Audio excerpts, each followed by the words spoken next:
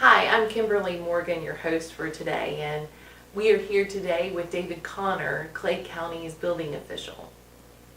And he is going to tell us a little bit about a lot of questions that are on people's mind regarding rebuilding after flooding from hurricanes, and a lot of questions around substantial damage and floodplains. And we're hoping today that David, you can answer some of our questions. Thanks, Kimberly. I appreciate the opportunity to try to help.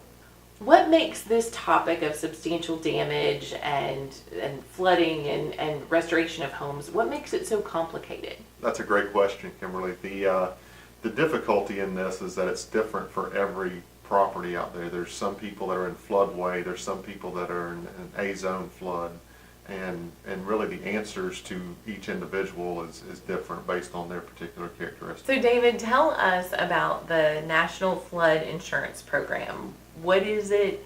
How does it work? It's FEMA's program that we participate in to ensure that residents in Clay County can have flood insurance and have a mortgage on a property that's in a flood zone. There's very limited flood insurance available, and it's my understanding that none of the mortgages available will allow a mortgage on a property that's in a flood zone without us participating. What is the process that the building department goes through after a storm? Immediately after the storm, we go out and hit the hardest hit areas and try to determine what's been substantially damaged, what's experienced the most, in this case, water infiltration into the structure. Now, at that point, for that initial damage assessment, that's what we do. The database is created based on those initial assessments, and from there, we've mailed out letters based on the findings from that damage assessment. FEMA is involved in the process because of NFIP, and we also participate in the community rating system with FEMA to get additional savings for residents.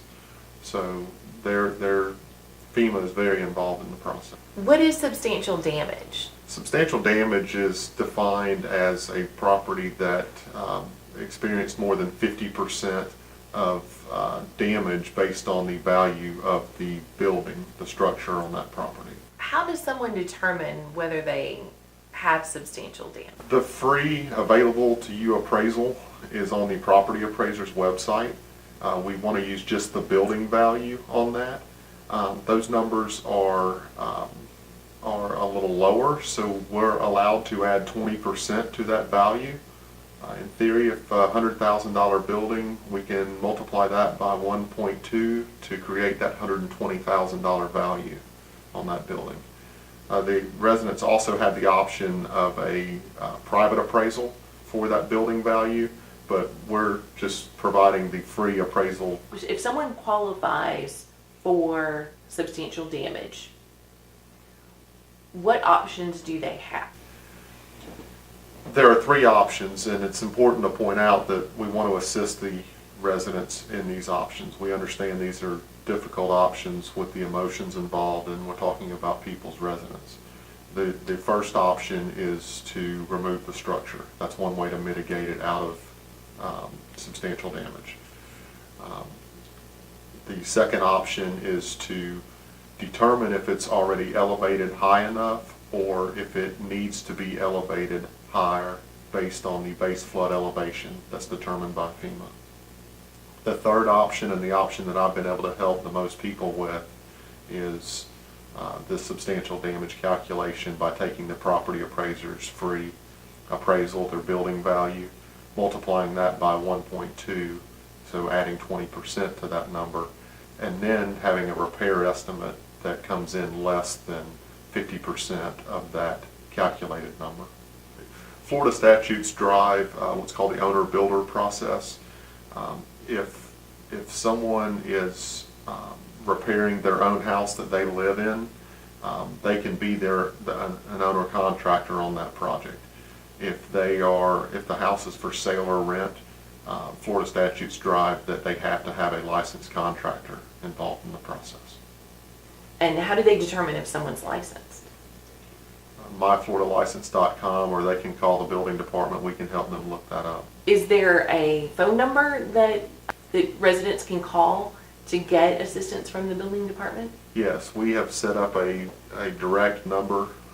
It's 904-529-2794. And that rings direct at my desk, and I can get you the assistance for based on the question that's asked. So David, if someone doesn't agree with the substantial damage classification that unfortunately they qualify for under the free tool that you all provide in the building department, what can they do? What does that resident do if they disagree with you? Sure. They can go get a private appraisal, and they can also bid the repairs out also to change both numbers in the equation. So you're recommending that they get a private appraisal and they find other contractor bids to make those numbers work? Yes, I start out with the free public appraisal that's available to them on the website. But if we can't make that work, then they do have the option of using a private appraisal. Residents that have been affected by the hurricane will need to complete an application for doing work in a special flood hazard area. It's a free permit. We'll provide a link in this to assist the residents.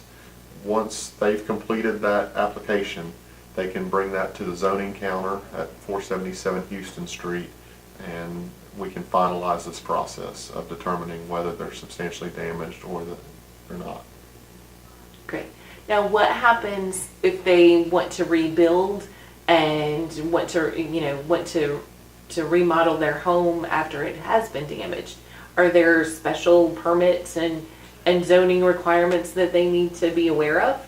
Yes, there are. That gets back into kind of the normal building permit process of doing improvements to their structure, and we can certainly assist them with that.